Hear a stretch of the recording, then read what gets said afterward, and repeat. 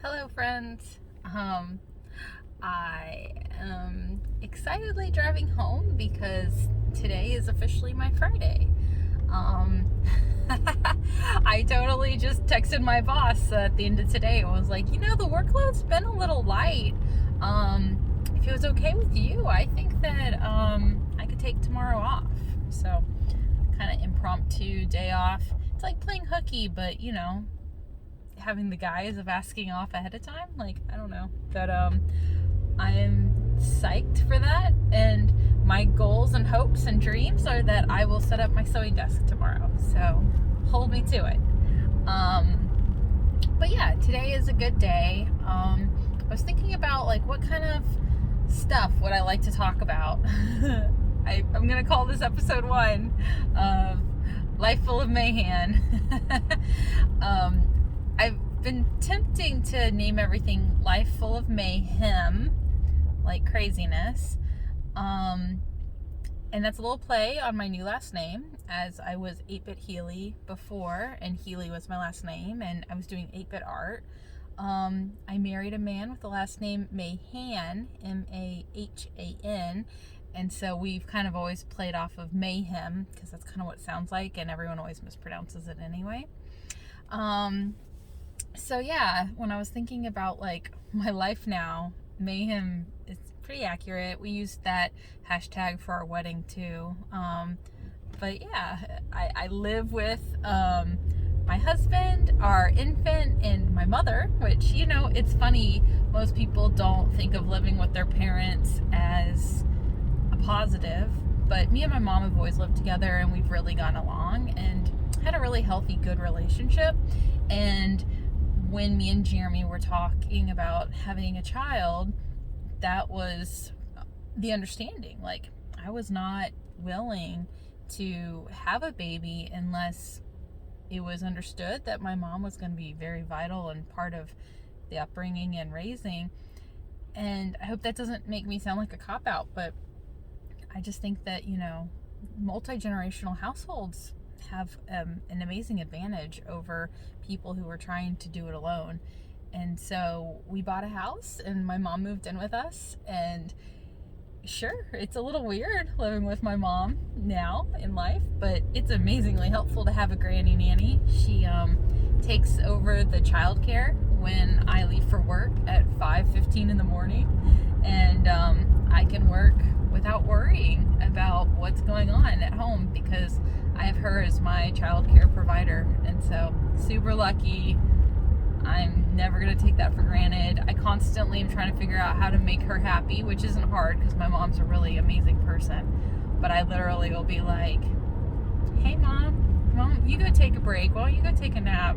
I'll do this task that you're working on. But she I think she enjoys doing what she does, so she's not usually one to take me up on it. Or maybe I'm just not as good at cooking and cleaning as she is, but it's funny, on the weekends, they let me sleep in one day, and I try to let mom sleep in the other day because, she gets up with the baby Monday through Friday, so she deserves a little sleep in too. Anyway, so that's why Life Full of Mayhem. Right now, our life really does feel like a goofy sitcom with, the mother-in-law living with the newlyweds, and then we have a dog, 2 cats, and 2 birds. So there's always shenanigans with the pets going on. But anyway, so that's what I'm going to name everything Life Full of Mayhem. If you get confused and you're like, who is this person? Why am I already following them? It's because you followed 8-bit Healy. Haha. And we're always evolving and changing, right? Yes, I am driving, but I am not looking at the screen while the car's moving, so I'm just going to ramble to you guys as I drive home, and if that is not your speed, I totally understand. You don't have to like or follow my stuff.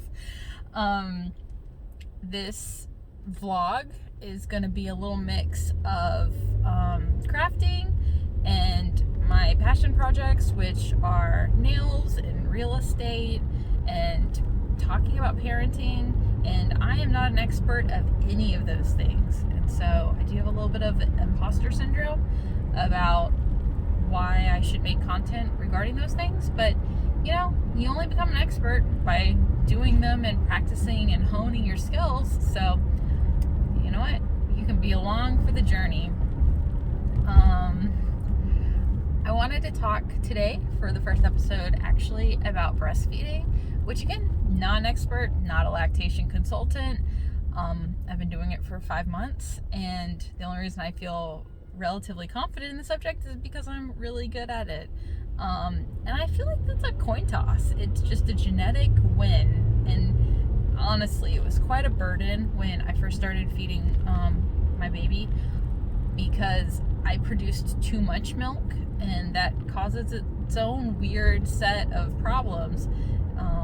But everyone I talked to was like, it's a good problem to have. And that was their way of telling me not to complain, because obviously women who are having supply deficiencies and latch problems and, bonding issues, like, surely they do have a much harder situation than me just producing too much. But a lot of times when people see me so I'm donating breast milk right now because I have so much, and people are always going, how do you do that? Like, what are you doing that I'm not doing? And so I kind of want to talk about my life and what I think I'm doing right, so that if in any way it's helpful to someone, that would make my day. So firstly, the genetic thing. I was diagnosed with PCOS, which is kind of like a hormone issue. And in the discussion boards, people were talking about milk supply issues with PCOS, and then other people were chiming in saying, oh, I had the opposite problem. And the discussion kind of flowed in and out on, well, we have a hormone regulation problem, so of course we're all spectrums of skinny, overweight, and what foods we can and can't digest properly. And of course there's going to be people who are either into the spectrum, where we have issues with production versus too much production. So I really did get the genetic lottery of, sure, I had infertility and lots of issues with this diagnosis, but at least producing breast milk is not one of them. So I am thankful for that. I produce twice as much as my child consumes, which is amazing. I guess if I had twins, I'd be perfect, but thankfully did not have twins. So one of the things that I do is my letdown is really intense. And when he was an infant, it was too much for him, and he would sputter and gag, and I just knew it was coming out of me too fast. And that's something that as he has grown as a baby, he's better at latching and not being overwhelmed by my letdown. So I'm happy for that, because I didn't like he would just spill breast milk everywhere. Like, any clothes I was wearing were likely to have just a huge puddle underneath where my boob was, because he was leaking so much as he was trying to eat. And then on the other side, I kind of needed to cap, put something over it, or else that breast would also have a huge amount of letdown. And there's a product called the Haka Soft Hand Pump, and it's spelled Haka. Anyway, a lot of times people use that over the hand pump, where you actually have to do this motion, and it's just a bulb that sits on your boob and has suction.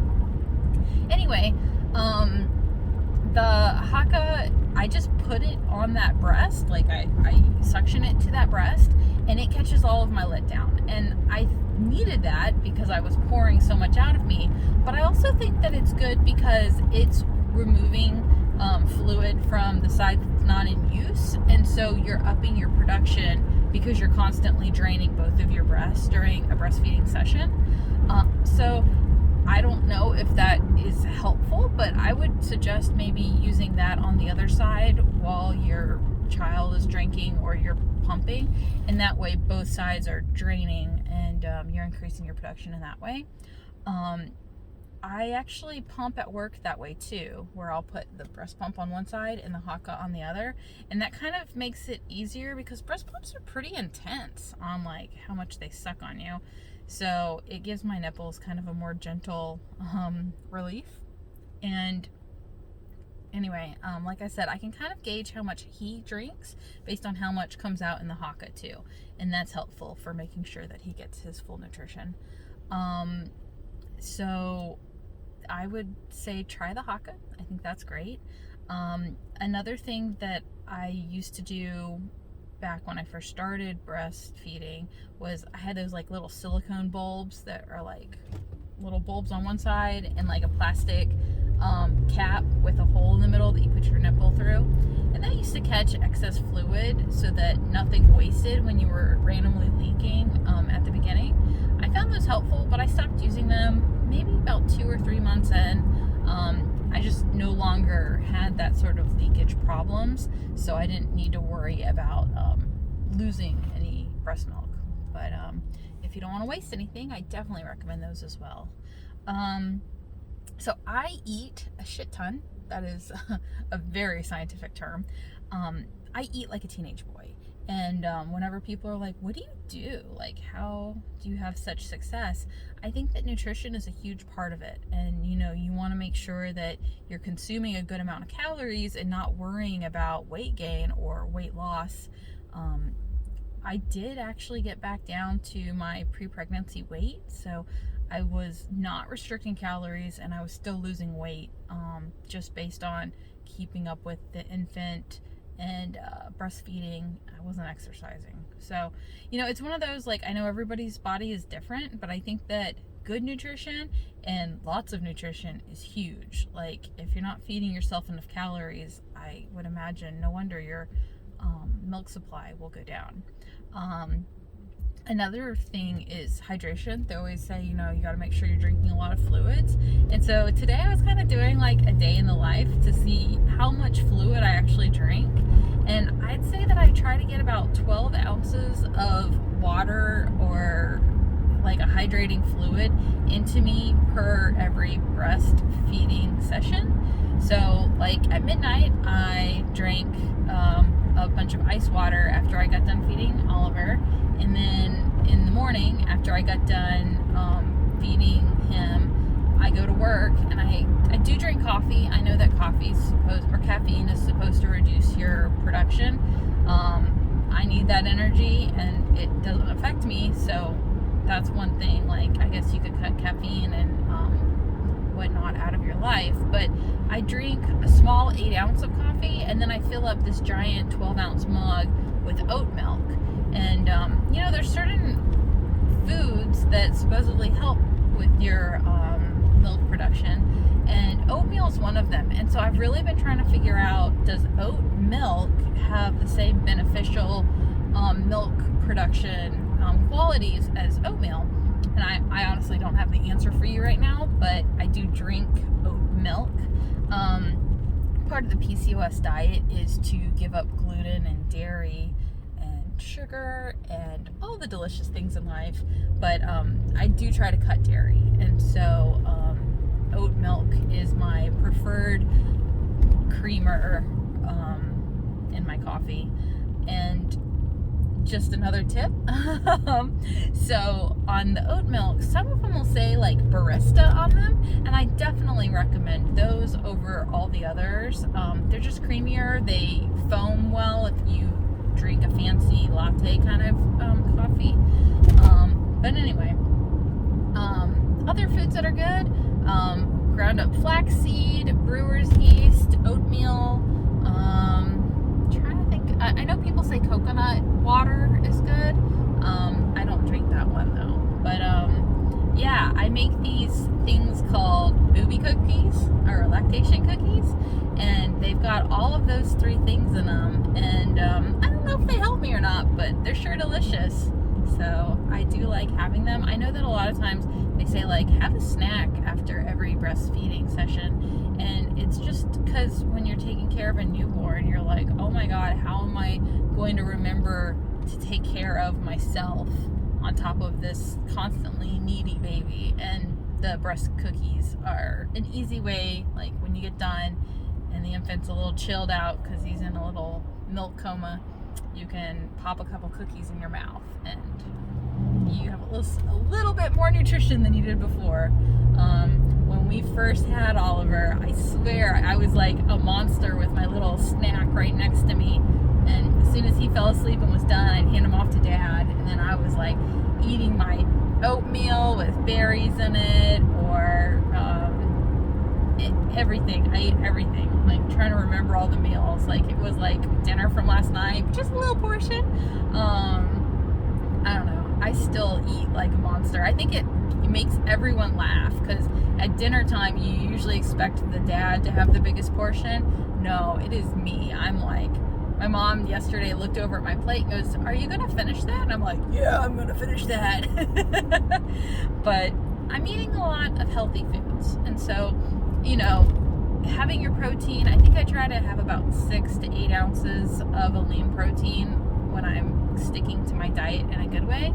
But like all the veggies, like if you're like, I have 1 veggie on my plate, imagine I'm doing like 4 to 5 vegetable options, and it looks like you've just made entirely too many veggies, but that's how I eat. And so, like, you know, maybe the meal will call for Brussels sprouts, and then on top of the Brussels sprouts that are part of the recipe, I'll do roasted asparagus, roasted carrots, roasted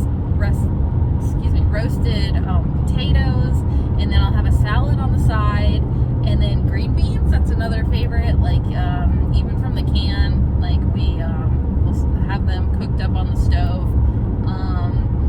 I just go overkill bananas with all the vegetables, and you'll be surprised at how many you can fit in you. I'm still taking all my supplements minus iron. I was anemic while I was pregnant, and then as soon as I became unpregnant, I was like, I'm done. I can't maintain this. And you know, the funny thing was, when I did try to take the iron pills, they made Oliver constipated too, and I was like, making myself constipated is one thing, but forcing my baby to be uncomfortable is another. So if the doctor tells me he needs iron, of course I will take it again. But right now I'm just on my birth control. Not birth controls. Ooh, I don't know why I said that.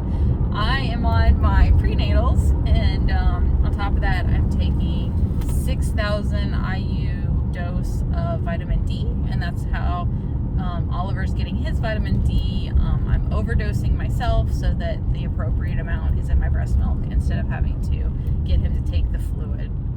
Although he takes a bottle now, so I probably could just buy the over-the-counter vitamin D. But anyway, and then the last supplement that I take is magnesium calcium citrate, and I took that during the pregnancy to relieve constipation, as well as I was having a lot of restless leg pain, and my midwife said, you know, I recommend this to people, and it helps with it makes you sleepy, so it's kind of like a melatonin effect where you just get drowsy after you take it a couple hours later. But it helped with my restless leg, which I don't have anymore, thankfully, after the pregnancy. It helped with pregnancy constipation, but I still benefit from healthy bowels now when I take it, so I recommend that. And then it supposedly is good for you all around. So those are my supplements. But anyway, I also would recommend getting 8 hours of sleep, and I know that seems impossible with an infant. I know, I get it. But like last night, I achieved an 8-hour sleep. Maybe that's why I'm so perky and happy. But you know, Oliver is 5.5 months old now. So he goes to bed right around dinner time, and that's because we want to eat dinner without him. Sometimes if the food smells really good, he'll pull a fast one on us, and he'll stay up, and we'll have him at the high chair watching us eat. And we're doing baby-led weaning, which means he gets to eat whatever we're eating anyway, with limitations. So that's why he would want to stay up and watch us eat. But yeah, most of the time we try to get him down by 6:30, and then last night he slept until midnight, which was beautiful. So if I went to bed at 8 and I got up at midnight, did 30 minutes of breastfeeding, and then went back to bed until 4:30 in the morning, I got 8 hours. It was so great. Anyway, I was a very happy lady. and very energized today. But anyway, I think getting proper sleep helps with breast milk production and probably not being stressed. Life is stressful, so I don't really know how to gauge if I'm stressed or not, but that would be my recommendations on things to try if you're having production issues. But yeah, hopefully that's helpful. If you're like, why the fuck am I watching a video about breastfeeding? I was here for the quilts. I get that. I'm gonna try in the videos to write the topics so you don't waste your time. I think I've been rambling for 20 minutes now. And you don't have to watch anything you don't want to. But anyway, I hope you guys are doing well. I love you, and I will see you soon.